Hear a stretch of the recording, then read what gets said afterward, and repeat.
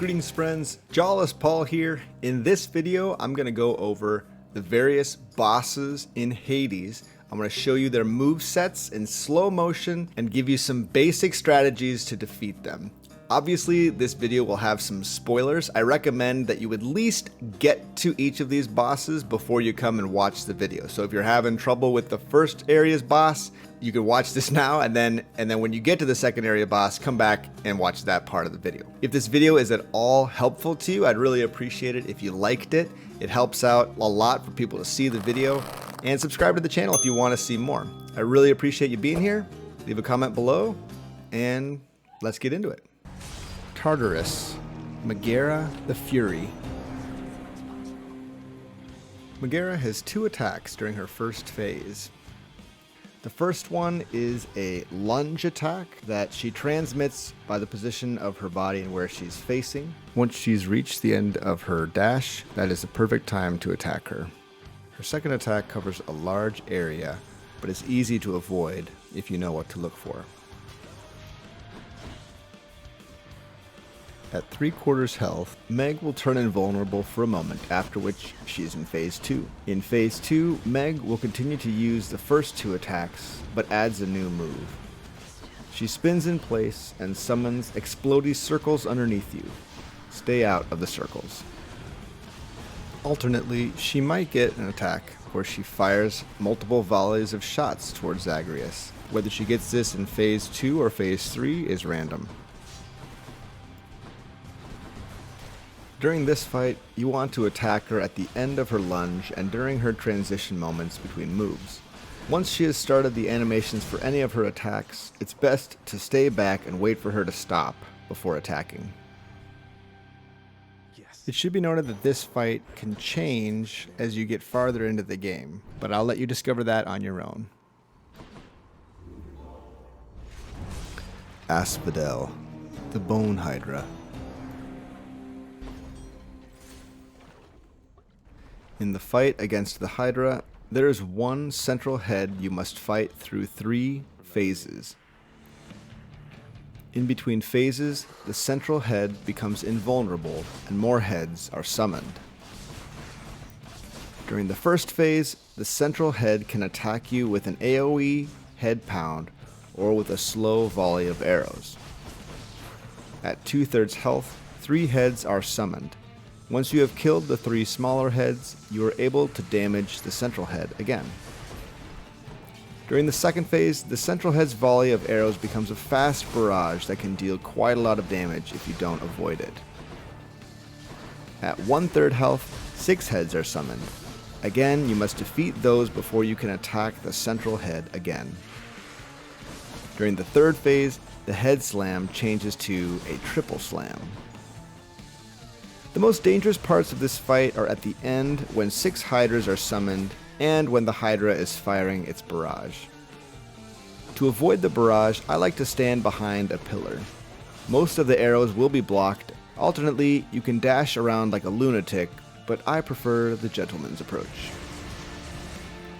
During the 6 head phase, it's easy to get overwhelmed by the sheer amount of chaos. My recommendation is to choose either left or right and kill all the heads on that side. That way you have a safe spot you can retreat to. But wait, there's more. Once you have slain the Hydra on 3 separate runs, you will start to see 4 additional variants to the heads. These each have different abilities. Much like the Megara fight, learning the quirks of these head variants is fun to discover, and I won't spoil them for you. Or at least not in this video. Notice here in phase 3, he lifts up above the ground and then slams down 3 times. And see here, he goes to the center of the map, he hisses, and then he fires his barrage.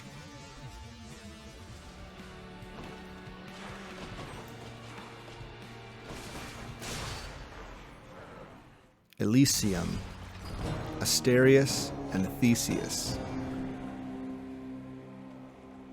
This is the fight in the game that often stops many players in their tracks. It seems unfair we have to fight against 2 bosses at once, but there are a few key tips that will help you defeat these 2.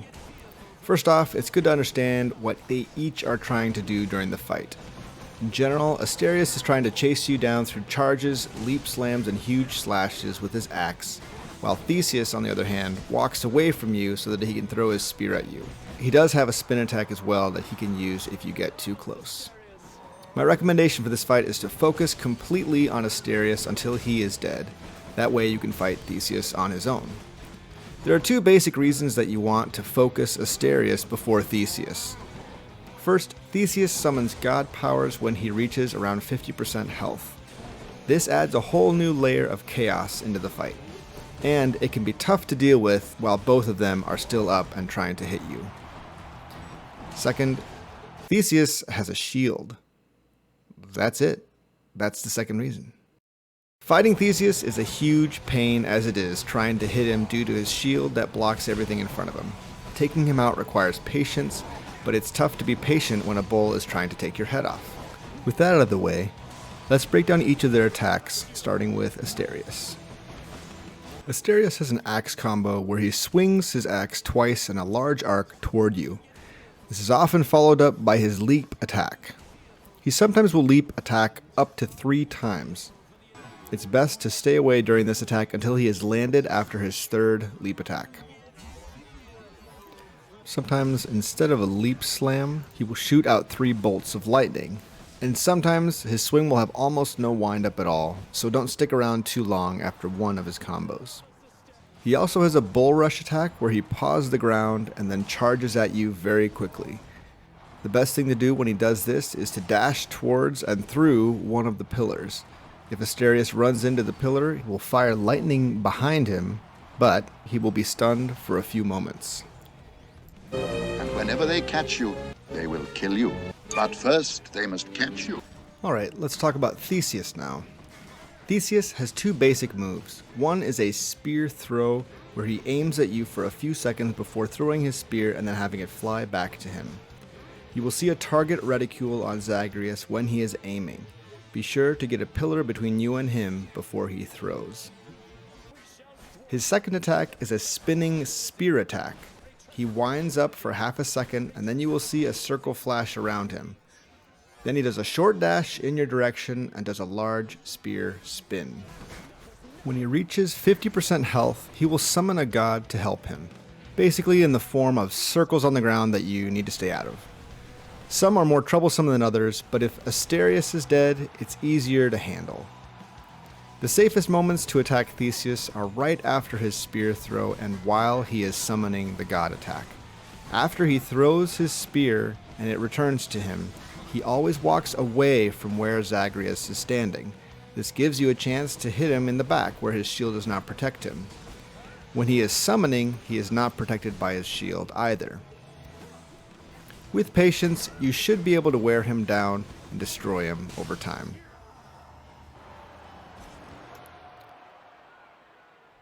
Temple Styx, Hades.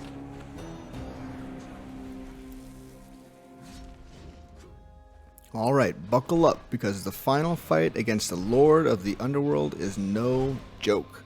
The fight is divided into 2 phases, with each phase broken up as well. During the first phase, Hades does 4 different moves. He does a skull cast that damages Zagreus and causes him to take 100% additional damage. When the skull dislodges, it will sit on the ground for a few seconds and then it will do a large AoE explosion. The skull will also sit on the ground and explode if it misses Zagreus. However, the skulls can be destroyed before they explode. The second attack is a spear spin, similar to what Theseus did in his fight. There will be a circle flash, and then he will dash towards Zagreus and do the spin attack. The third attack is a spear thrust. This has very little windup, so be on the lookout for it. Finally, Hades will sometimes go invisible for a few moments. You can see where he is a second before he reappears because you can see him disturbing the snow. When Hades is at 2/3 health, he will turn invulnerable and will summon some enemies at random. You can either defeat these or ignore them until the end of the first phase. One enemy you should never ignore are the crystals that give shields. These will shield Hades. and that's bad. Again, at 1/3 health, he will go invulnerable and summon more enemies. Now he has another move. He will sometimes shoot 2 skull casts followed by a quick spear thrust. Once you bring his health all the way to 0, he will kneel on the ground, only to get back up and completely refill his health bar and send out an explosion. We are now in Phase 2. During Phase 2, Hades has all of the moves from Phase 1 with some modifications as well as some new attacks. In addition to the regular spin attack, Hades now has a 2-swing combo followed by a spin attack. These will do lots of damage if you are hit by all 3.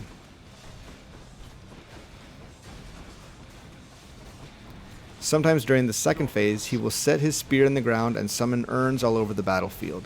These will break if hit with an attack from you or Hades, causing a large circle with grasping hands. They will do damage to you and stun you for about a half second. He also has a laser attack where he shoots lasers at you for a few seconds. At first, he fires only 3, but in the later phases of the fight, he will summon them in every direction. You can use the 2 pillars in the environment to block the lasers. Or if you are feeling foolhardy, you can try to get behind Hades to damage him while he fires them. I've also heard of a hidden technique used only by the bravest souls, where you stand directly on top of Hades during the Omni Laser. It is said that those who stand at the center will be safe from the laser attack. The Hades fight is tough. My best advice to you is to wait for transitions between moves. He often waits for about a second before he goes to his next thing, and that's your opportunity to unload on him. But just be ready to get away quickly if he starts to spin, or if he uses his spear thrust.